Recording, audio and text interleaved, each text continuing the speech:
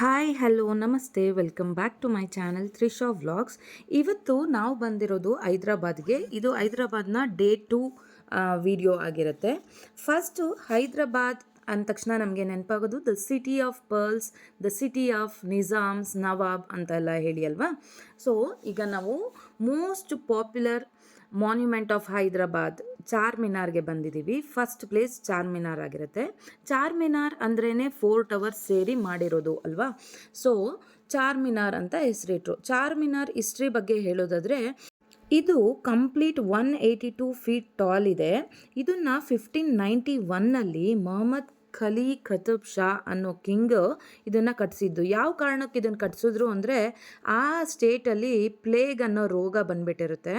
So ಆ plague ರೋಗ ಎಲ್ಲ ಕಂಪ್ಲೀಟಾಗಿ ವಾಸಿ ಆದರೆ, ಕಂಪ್ಲೀಟಾಗಿ ಹೋದರೆ ನಾನು ಇದನ್ನು ಚಾರ್ಮಿನಾರ್ ಕಟ್ಟಿಸ್ತೀನಿ ಅಂತ ಹೇಳಿ ರಾಜ ಅಂದ್ಕೊಂಡಿರ್ತಾನೆ. ಸೊ ಅದು ಕಂಪ್ಲೀಟ್ ಪ್ಲೇಗ್ ಅನ್ನೋ ಪ್ಯಾಂಡಮಿಕ್ ಹೋದ್ಮೇಲೆ ಸೆಲೆಬ್ರೇಟ್ ಮಾಡೋಕ್ಕೆ, ಆ ಖುಷಿನ ಸೆಲೆಬ್ರೇಟ್ ಮಾಡೋಕ್ಕೆ ರಾಜ 16th ಸೆಂಚುರಿಯಲ್ಲಿ ಮೊಹಮ್ಮದ್ ಖಲಿ ಕುತುಬ್ ಶಾ ಈ ಚಾರ್ ಮಿನಾರ್ನ ಕಟ್ಟಿಸಿದ್ರು ಅನ್ನೋ ಇತಿಹಾಸ ಇದೆ. ವಿಸಿಟರ್ಸ್ಗೆ 67 ಫೀಟ್ ಅಲೋ ಮಾಡ್ತಾರೆ, ಅದ್ರ ಮೇಲೆ ಬಿಡಲ್ಲ. ಟೋಟಲ್ ಫ್ಲೋರ್ಸ್ ಇದು 9 ಫ್ಲೋರ್ಸ್ ಇದೆ. ಆದರೆ ಇಲ್ಲಿ 2 ಫ್ಲೋರ್ಸ್ ಅಷ್ಟು ನಮಗೆ ಹೋಗಕ್ಕೆ ಬಿಡ್ತಾರೆ. ಇದೊಂದು ಬರೀ ಐಕಾನಿಕ್ ಬಿಲ್ಡಿಂಗ್ ಮಾತ್ರ ಅಲ್ಲ, ಇದು ಹೈದ್ರಾಬಾದ್ನ ಫಸ್ಟ್ ಮಲ್ಟಿ ಸ್ಟೋರಿ ಬಿಲ್ಡಿಂಗ್ ಅಂತಲೇ ಹೇಳ್ಬೋದು. ಇಲ್ಲಿ ಫಸ್ಟ್ ಫ್ಲೋರ್ ಹೋದರೆ ಮೇಲಿಂದನೇ ಮೆಕ್ಕಾ ಮಸ್ಜಿದ್ ಕಾಣುತ್ತೆ. ಇಡೀ ಊರು ನೋಡೋಕ್ಕೆ ಸಿಗುತ್ತೆ. 4 ಸ್ಟೇರ್ ಕೇಸ್ ಇದೆ, ಬಟ್ 2 ಸ್ಟೇರ್ ಕೇಸ್ ಮಾತ್ರ ಓಪನ್ ಇದೆ. 400 ಇಯರ್ಸ್ಗಿಂತ ಹಳೇದು ಅಂತಲೇ ಹೇಳ್ಬೋದು. Oldest building of Hyderabad. ಇದನ್ನು ಫಸ್ಟು ಭಾಗ್ಯನಗರಂ ಅಂತ ಕರಿತಾ ಇದ್ರು, ಆಮೇಲೆ ಇದು ಹೈದ್ರಾಬಾದ್ ಆಗಿ ಬದಲಾಯಿತು. ಚಾರ್ ಮಿನಾರ್ ಫಸ್ಟ್ ಫ್ಲೋರ್ ಹತ್ತಿ ರೈಟ್ ಸೈಡಿಗೆ ನೋಡಿದ್ರೆ ಮೆಕ್ಕಾ ಮಸ್ಜಿದ್ ಕಾಣುತ್ತೆ. It is in south side of the Hyderabad. Mecca Masjid ಅನ್ನೋದು ಒಂದು ಹೆರಿಟೇಜ್ ಬಿಲ್ಡಿಂಗ್ ಆಗಿರುತ್ತೆ. ಇದನ್ನು 1670ನಲ್ಲಿ ಕನ್ಸ್ಟ್ರಕ್ಟ್ ಆಗಿರೋದು. ಸುಮಾರು 70-80 ವರ್ಷ ತಗೊಳ್ತಂತೆ ಇದು ಕಂಪ್ಲೀಟ್ ಆಗೋಕ್ಕೆ. ಇಡೀ ಬಿಲ್ಡಿಂಗು ಅಂದರೆ ಇಡೀ ಮಾಸ್ಕ್ ಏನಿದೆ ಅದು ಕಂಪ್ಲೀಟ್ ಗ್ರಾನೈಟ್ ಸ್ಟೋನಲ್ಲೇ ಕಟ್ಟಿರೋದು ಅಂತ ಹೇಳಲಾಗುತ್ತೆ. ಮೆಕ್ಕಾ ಮಸ್ಜಿದ್ ತುಂಬ ಫೇಮಸ್ಸು ಮತ್ತು ತುಂಬ ಹಳೆಯ ಮಾಸ್ಕ್ ಆಗಿರುತ್ತೆ. ಇಲ್ಲಿ ಟೋಟಲ್ ಒಟ್ಟಿಗೆ ಒಂದೇ ಸಲ 10,000 ಜನದಷ್ಟು ಒಟ್ಟಿಗೆ ಕೂತು ನಮಾಜ್ ಮಾಡ್ಬೋದಂತೆ. ಚಾರ್ ಮಿನಾರ್ ಆರ್ಕಿಟೆಕ್ಚರ್ ನೋಡ್ಬೋದು ನೀವು, ಕಂಪ್ಲೀಟ್ ಜಿಯೋಮೆಟ್ರಿಕಲ್ ಸ್ಟೈಲಲ್ಲೇ ಇದೆ. ಆ್ಯಂಡ್ ಕಿಂಗ್ ಆಗಿನ ಕಾಲದಲ್ಲೇ ಅಲ್ಲಿ ಒಂದು ಫೌಂಟೇನ್ ನಿರ್ಮಿಸಿದ್ರಂತೆ. ಅದು ಈಗಲೂ ಕೂಡ ವರ್ಕಿಂಗ್ ಕಂಡೀಷನಲ್ಲಿದೆ ಅಂತ ಹೇಳಲಾಗತ್ತೆ. ಈವ್ನಿಂಗ್ ಟೈಮ್ ಹೋದರೆ ನೋಡ್ಬೋದು. ಈಗ ಹಿಸ್ಟ್ರಿ ಪಾರ್ಟ್ ನೋಡಾಯಿತು, ಈಗ ಚಾರ್ ಮಿನಾರ್ದು ಸ್ಟ್ರೀಟ್ ಶಾಪಿಂಗ್ ಮಾಡೋಣ ಬನ್ನಿ. ಚಾರ್ ಮಿನಾರಲ್ಲಿ ವೆರಿ ಫೇಮಸ್ ನಿಮ್ರಾ ಬೇಕ್ರಿ ಇದೆ. ಅದು ಚಾರ್ ಮಿನಾರ್ ಪಕ್ಕನೇ ಇದೆ. ಅಲ್ಲಿ ಫೇಮಸ್ ಇರಾನಿ ಚಾಯ್ ಆ್ಯಂಡ್ ಮಸ್ಕಾ ಬನ್ ಎಲ್ಲ ಸಿಗುತ್ತೆ. ಸೊ ಸಖತ್ತಾಗಿರುತ್ತೆ. ಆ್ಯಂಡ್ ಬಿಸ್ಕೆಟ್ಸ್ ಅಂತೂ ತುಂಬ ಚೆನ್ನಾಗಿತ್ತು. ಆ್ಯಂಡ್ ಸ್ಟ್ರೀಟ್ ಶಾಪಿಂಗ್ ಅಂದರೆ ಯಾರಿಗಿಷ್ಟ ಇರಲ್ಲ, ನನಗಂತೂ ಸಖತ್ ಇಷ್ಟ. ಅಲ್ಲಿ ಬ್ಯಾಂಗಲ್ಸ್ ಆ್ಯಂಡ್ ಇಯರಿಂಗ್ಸ್ ಎಲ್ಲ ತುಂಬ ಚೀಪೆಸ್ಟ್ ಪ್ರೈಸಿಗೆ ಸಿಗುತ್ತೆ ಅಂತ ಹೇಳ್ಬೋದು. ಸ್ಟ್ರೀಟ್ ಶಾಪಿಂಗ್ ಮಾಡೋ ಜಾಗ ಇದೆಯಲ್ಲ, ಅದನ್ನ ಏನಂತ ಕರಿತೀವಿ ಅಂದರೆ ಲಾಡ್ ಬಜಾರ್ ಅಂತ ಕರೀತಾರೆ. ಲಾಡ್ ಬಜಾರ್ನ ಯಾವಾಗ ಸ್ಟಾರ್ಟ್ ಮಾಡಿದ್ದು ಅಂದರೆ, ಇದೊಂದು ಫೇಮಸ್ ಮಾರ್ಕೆಟ್ ಆಗಿರುತ್ತೆ. ಫೇಮಸ್ ಫಾರ್ ಪರ್ಲ್ ಶಾಪಿಂಗ್ ಅಂತ ಕೂಡ ಹೇಳ್ಬೋದು. ಬ್ಯಾಂಗಲ್ಸ್ಗೆ ವೆರಿ ಫೇಮಸ್. ಯಾವಾಗಿಂದ ಸ್ಟಾರ್ಟ್ ಆಯಿತು ಅಂದರೆ, ರಾಜ ಮೊಹಮ್ಮದ್ ಖಲಿ ಕುತುಬ್ ಶಾ ಈ ಮಾರ್ಕೆಟ್ನ ತನ್ನ ಮಗಳ ಮದುವೆಗೋಸ್ಕರನೇ ಬಿಲ್ಡ್ ಮಾಡ್ದ ಅಂತ ಹೇಳ್ಬೋದು. ವೆಡ್ಡಿಂಗ್ ಶಾಪಿಂಗಿಗೆ ವೆರಿ ಫೇಮಸ್ ಅಂತ ಹೇಳಲಾಗುತ್ತೆ. ಡೈಲಿ ಇದು ಓಪನ್ ಇರುತ್ತೆ. ಹೈದ್ರಾಬಾದಲ್ಲಿ ಎಲ್ಲೇ ನೋಡಿದ್ರೂ ನಿಮಗೆ 4 ಕಮಾನ್ಗಳು ಕಾಣುತ್ತೆ. 4 ಕಮಾನ್ ಅಂದರೆ 4 ಗೇಟ್ಸ್ ಅಂತ ಹೇಳಿ.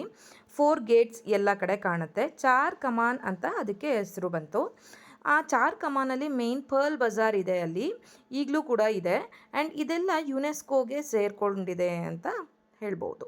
ಈಗ ಸ್ಟ್ರೀಟ್ ಶಾಪಿಂಗ್ ಮಾಡಿ ಮಾಡಿ ನಮಗೆ ಎಲ್ಲ ಸುಸ್ತಾಯಿತು. ಈಗ ಏನಾದರೂ ತಿನ್ನೋಣ ಅಂತ ಬಂದ್ವಿ. ಸೊ ಇಲ್ಲಿ very famous Milan juice centre ಅಂತ ಕಾಣುತ್ತೆ, ಅಲ್ಲೇ ಲೆಫ್ಟ್ ಸೈಡಲ್ಲಿದೆ. ಅಲ್ಲಿ ಬ್ಲೂಬೆರಿದು ಒಂದು ಚೀಸ್ ಹಾಕಿ ಕೊಡ್ತಾರೆ. It's A malai kind of ice cream, blueberry malai ಅಂತ ಹೇಳಿ. ಅದು ತಿಂದ್ವಿ. ಮತ್ತು ಆ್ಯಂಡ್ ಮ್ಯಾಂಗೋ ಮಿಲ್ಕ್ ಶೇಕ್ ಕೂಡ ತೊಗೊಂಡ್ವಿ. ಇಲ್ಲಿ varieties of milk shakes, fruit salads ಎಲ್ಲ ಕೂಡ ಸಿಗುತ್ತೆ. ಇದು one of the famous stall ಅಂತ ಹೇಳ್ಬೋದು. ಹೋದರೆ ಮಿಸ್ ಮಾಡಬೇಡಿ, ಸಖತ್ತಾಗಿತ್ತು. ಆ್ಯಂಡ್ ಟೇಸ್ಟ್ ವೈಸ್ ಯಮ್ಮಿ ಇತ್ತು. ಜಸ್ಟ್ ಟ್ರಿಪ್ ಮಾಡಿದ್ರೆ ಸಾಕಾ, ಆ ಪ್ಲೇಸಲ್ಲಿ ಏನೇನು ಫೇಮಸ್ ವೆರೈಟಿ ಆಫ್ ಫುಡ್ಸ್ ಇರುತ್ತೆ ಅದೆಲ್ಲ ಟ್ರೈ ಮಾಡಲೇಬೇಕಲ್ವಾ. ನನಗೆ ಆ್ಯಂಡ್ ನನ್ನ ಹಸ್ಬೆಂಡ್ಗೆ ಎಲ್ಲೇ ಹೋದರೂ ಅಲ್ಲಿದ್ದು ಫೇಮಸ್ ಏನು ಫುಡ್ ಇರುತ್ತೆ, ಫುಡ್ ತುಂಬ ಚೆನ್ನಾಗಿರುತ್ತೆ, ಅದನ್ನು ಟ್ರೈ ಮಾಡಲೇಬೇಕು ಅಂತಲೇ ಹೋಗಿರ್ತೀವಿ ಆ್ಯಕ್ಚುಲಿ. ಎಲ್ಲದನ್ನು ಕೂಡ ಟ್ರೈ ಮಾಡಿದ್ವಿ. ನಿಮ್ರಾ ಕೆಫೆ ಆಗಿರ್ಬೋದು ಆ್ಯಂಡ್ ಈ ಮಿಲನ್ ಜ್ಯೂಸ್ ಸೆಂಟರ್ ಆಗಿರ್ಬೋದು ಆ್ಯಂಡ್ ಅಲ್ಲಿ ಸ್ಟ್ರೀಟ್ ಶಾಪಿಂಗ್ ಅಂತೂ ಸಖತ್ತಾಗಿತ್ತು ಅಂತಲೇ ಹೇಳ್ಬೋದು. ಆ್ಯಂಡ್ ಇಲ್ಲಿ ವೆಜ್ ಹೈದ್ರಾಬಾದಿ ಬಿರಿಯಾನಿ ಕೂಡ 2-3 ಪ್ಯೂರ್ ವೆಜ್ ಹೋಟೆಲಲ್ಲಿ ಟ್ರೈ ಮಾಡಿದ್ವಿ, ಸಖತ್ತಾಗಿತ್ತು ಅಂತಲೇ ಹೇಳ್ಬೋದು. ನಾನು ಇಲ್ಲಿ ನಮ್ಮ ಕರ್ನಾಟಕದಲ್ಲಿ ಅಷ್ಟು ಅಥೆಂಟಿಕ್ ವೆಜ್ ಹೈದ್ರಾಬಾದಿನ ನಾನು ಯಾವತ್ತೂ ತಿಂದಿರಲಿಲ್ಲ, ಸಖತ್ತಾಗಿತ್ತು ಆ್ಯಂಡ್ ವಿ ಲವ್ಡ್ ಇಟ್. ಮಧ್ಯ ನಾನು, ನನ್ನ ಹಸ್ಬೆಂಡ್, ನನ್ನ ಮಗಳದು 3 ಜನನೂ ತೆಗೆಸ್ಕೊಂಡಿರೋ ಅಂಥ, ತುಂಬ ಇಷ್ಟಪಟ್ಟು ತೆಗೆಸ್ಕೊಂಡಿರೋ ಅಂಥ ಒಂದಷ್ಟು ಕ್ಲಿಕ್ಸ್ ಫೋಟೋಸ್ನ ಆ್ಯಡ್ ಮಾಡಿದ್ದೀನಿ. ನೋಡ್ಬೋದು ಇಲ್ಲಿ ಚಾಯ್ ಆ್ಯಂಡ್ ಮಸ್ಕಾ ಬನ್ ಕೂಡ ಇದೆ and it is very tasty actually.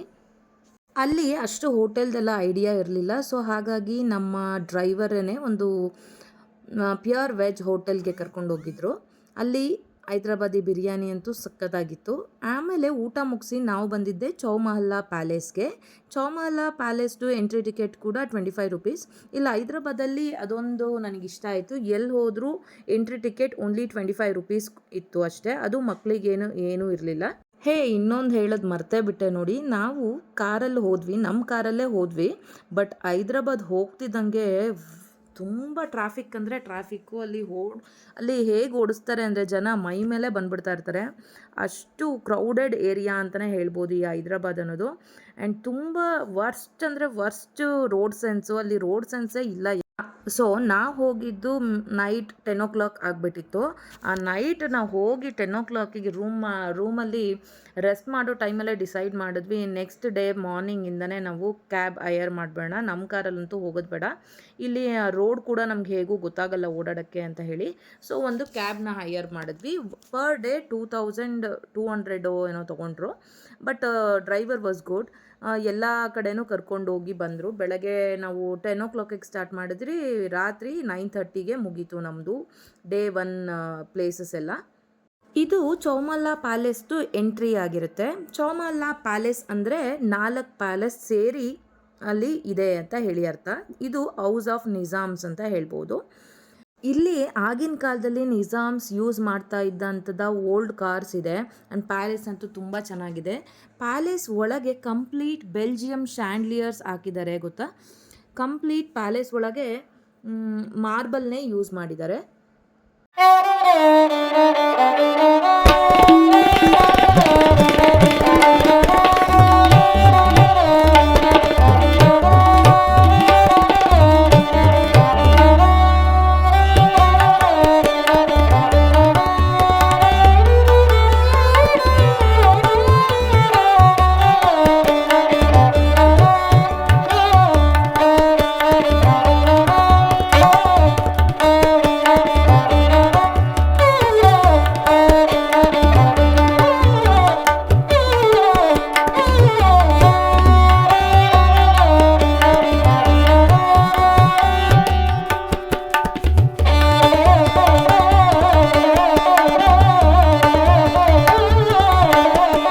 ನೋಡಿದ್ರಿ ಅಲ್ವಾ, ಈ ಚೌಮಹಲ್ಲಾ ಪ್ಯಾಲೇಸ್ ಒಳಗೆ ಎಷ್ಟು ಚಂದದ ಶ್ಯಾಂಡ್ಲಿಯರ್ಸ್ ಇದೆ. ಅದೆಲ್ಲ ಕಂಪ್ಲೀಟ್ ಬೆಲ್ಜಿಯನ್ನಿಂದ ತರಿಸಿರೋ ಅಂಥದ್ದಾಗಿರುತ್ತೆ.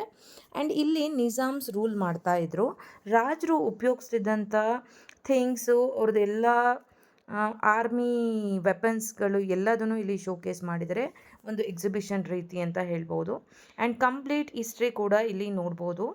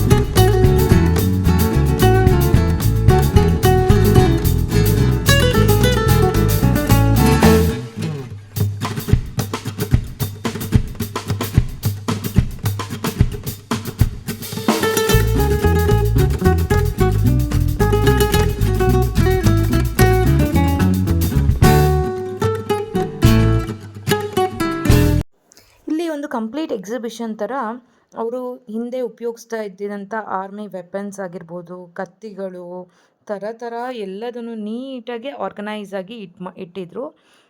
ತುಂಬ ಖುಷಿಯಾಯಿತು ನೋಡಿ. ಈಗ ನಾವು ನೆಕ್ಸ್ಟ್ ಬಂದಿದ್ದು ಗೋಲ್ಕೊಂಡ ಫೋರ್ಟ್ಗೆ. ಈ ಗೋಲ್ಕೊಂಡ ಫೋರ್ಟ್ ಅಂತ ಹೆಸರು ಹೇಗೆ ಬಂತು ಅಂತ ಗೊತ್ತಾ ನಿಮಗೆ? 11th ಸೆಂಚುರಿಲಿ ರಾಜ ಗೋಲಾಕೊಂಡ ಅನ್ನೋ ತೆಲುಗು ಕಿಂಗ್ ಒಬ್ಬ ಇದ್ನಂತೆ.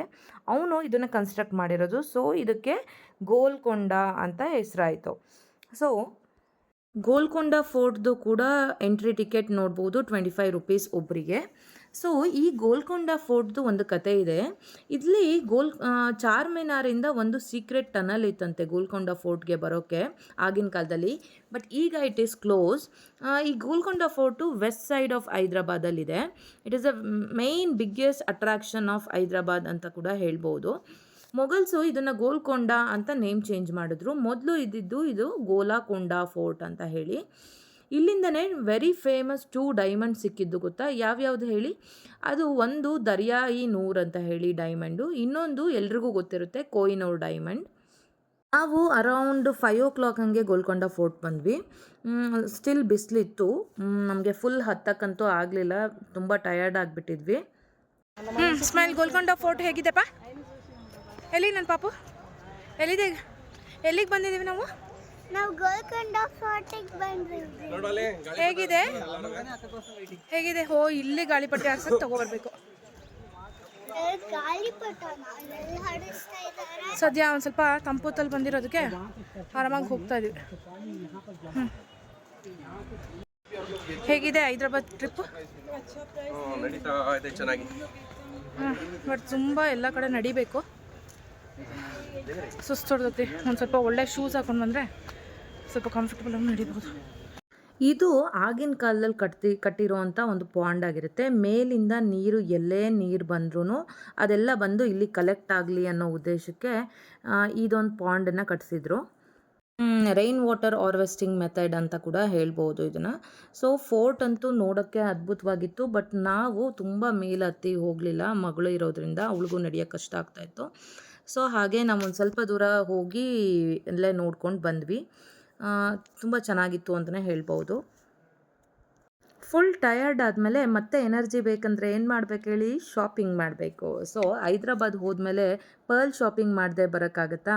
ಸೊ ಒಂದು ಸ್ವಲ್ಪ ಪರ್ಲ್ಸ್ ಶಾಪಿಂಗ್ ಮಾಡೋಣ ಅಂತ ಹೇಳಿ ಹೋದ್ವಿ. ಪರ್ಲ್ ಇಯರಿಂಗ್ ಮತ್ತು ಒಂದು ಪರ್ಲ್ ರಿಂಗ್ ಕೂಡ ತೊಗೊಂಡೆ, ತುಂಬ ಚೆನ್ನಾಗಿದೆ. ಆ್ಯಂಡ್ ಈಗ ನೋಡ್ಬೋದು ಮತ್ತೆ ಅಲ್ಲಿಂದ ಹೊರಟ್ವಿ. ಇದು CM ಆಫೀಸು. ಈಗ ನಾವು ಹೊರಟಿರೋದು ಹುಸೇನ್ ಸಾಗರ್ ಲೇಕ್ ಕಡೆಗೆ.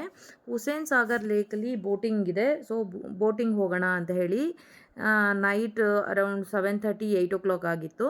ಸೊ ಅಲ್ಲಿಗೆ ಹೋಗ್ತಾ ಇದ್ದೀವಿ. ಸಿಕ್ಕಾಪಟ್ಟೆ ಟ್ರಾಫಿಕ್ ಅಂದರೆ ಟ್ರಾಫಿಕ್. ಇಲ್ಲಿ ಹೈದ್ರಾಬಾದು ಸಿಟಿನೇ ವೆರಿ ಟ್ರಾಫಿಕ್ ಅಂತ ಹೇಳ್ಬೋದು. ಈಗ ಬಂದ್ವಿ ಹುಸೇನ್ ಸಾಗರ್ ಲೇಕಿಗೆ. ಇಲ್ಲೂ ಕೂಡ ಎಂಟ್ರಿ ಫೀ ಇದೆ, 50 ರುಪೀಸ್ ಅನಿಸುತ್ತೆ. ನನ್ನ ಮಗಳಿಗೆ ಓಡಾಡಿ ಸುಸ್ತಾಗಿತ್ತು ಆ್ಯಂಡ್ ಬೋರಿಂಗ್ ಅಂತ ಕೂಡ ಹೇಳ್ತಾ ಇದ್ಲು. ಸೊ ಒಂದು ಬೋಟಿಂಗ್ ಮಾಡಿಸೋಣ, ಅವಳಿಗೆ ಖುಷಿ ಪಡಿಸೋಣ ಅಂತ ಹೇಳಿ ಲಾಸ್ಟಿಗೆ ಹುಸೇನ್ ಸಾಗರ್ ಲೇಕ್ ಬಂದ್ವಿ.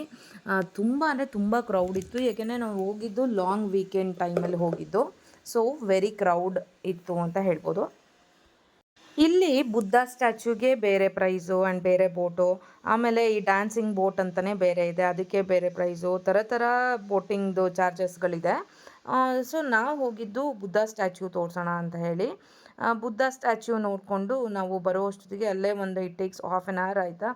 ಸೊ ಹಾಫ್ ಆನ್ ಅವರ್ ತೊಗೊಂಡು ಬುದ್ಧ ಸ್ಟ್ಯಾಚ್ಯೂ ನೋಡ್ಕೊಂಡ್ವಿ. ಅಲ್ಲಿಂದನೇ ಆ್ಯಕ್ಚುಲಿ ಮೇಲೆ ಬಿರ್ಲಾ ಮಂದಿರ್ ಕಾಣುತ್ತೆ. ಹಂಗೆ ರೈಡ್ ಹೋಗ್ಬೇಕಾದ್ರೇ ವ್ಯೂ ಅಂತೂ ಸಖತ್ತಾಗಿತ್ತು.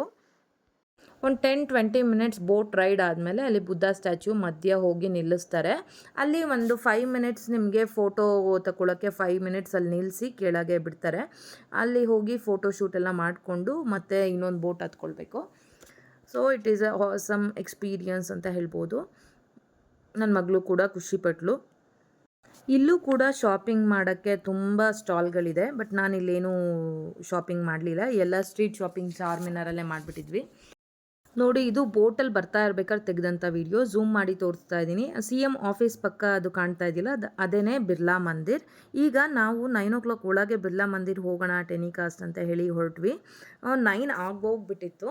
ಬಟ್ ಹೇಗೋ ನಮ್ಮ ಪುಣ್ಯ ಅಲ್ಲಿ ನನಗೆ ದೇವ್ರ ದರ್ಶನ ಸಿಕ್ತು. ಇಲ್ಲಿ ಶ್ರೀ ವೆಂಕಟೇಶ್ವರ ದೇವರಿರೋದು ಆ್ಯಂಡ್ ಸಖತ್ತಾಗಿ ದರ್ಶನ ಆಯಿತು. ಯಾರೂ ಇರಲಿಲ್ಲ, ಕಾಮಾಗಿತ್ತು. ಬಿರ್ಲಾ ಮಂದಿರ್ ಬಗ್ಗೆ ಹೇಳೋದಾದರೆ, ಬಿರ್ಲಾ ಮಂದಿರ್ ಕಟ್ಟಿಸಿದ್ದು ಸ್ವಾಮಿ ರಂಗನಾಥನ್ ಅಂತ ಹೇಳಿ 1976ಅಲ್ಲಿ. ಇದು ಪ್ಯೂರ್ ವೈಟ್ ಮಾರ್ಬಲಲ್ಲೇ ಕಟ್ಟಿರೋದಾಗಿರುತ್ತೆ. ಆ್ಯಂಡ್ ಇಲ್ಲಿ ಲಾರ್ಡ್ ವೆಂಕಟೇಶ್ವರ ನೆಲೆಸಿದ್ದಾನೆ ಅಂತ ಹೇಳಾಗುತ್ತೆ. ಫುಲ್ ಹಿಲ್ ಟಾಪಲ್ಲಿದ್ದಾನೆ ದೇವರು. ವ್ಯೂ ಅಂತೂ ಸಖತ್ತಾಗಿದೆ.